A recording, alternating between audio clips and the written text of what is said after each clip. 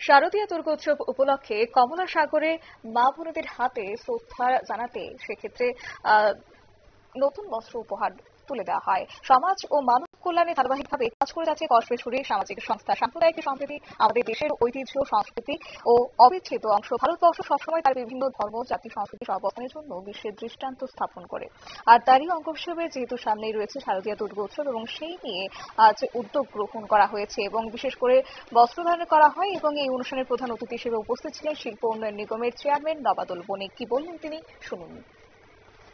আমরা সেই দুর্গোৎসবে যেন আরো আনন্দে ভাগিদার হতে পারি, আমরা যেন এটাকে আরো বড় মিলন উৎসব করতে পারি, এলাকার প্রত্যেকটা মানুষের মধ্যে যেন ভ্রাতৃত্বের বোধ যেন আমরা তৈরি করতে পারি এবং প্রত্যেকটা মানুষকে সঙ্গে করে নিয়ে যেন এই দুর্গোৎসবে যেন আমরা আনন্দ যেন ভরপুর হয়ে উঠুক, এটা মা দুর্গা মায়ের কাছে আমরা প্রার্থনা করি। অবশ্য তিনি বলেন যে প্রতি বছরের ন্যায় এই বছর এই শারদীয় দুর্গোৎসব উপলক্ষে কমলাসাগর বিধানসভার সেখানে এলাকার মা বোনেদের হাতে আমি ভালোবাসা ও শ্রদ্ধা নিদর্শন স্বরূপ নতুন বস্ত্র উপহার দিতে পেরে সত্যি আনন্দিত। নিয়ে ছোট্ট একটি বিজ্ঞাপন বিরতি, সঙ্গে থাকুন।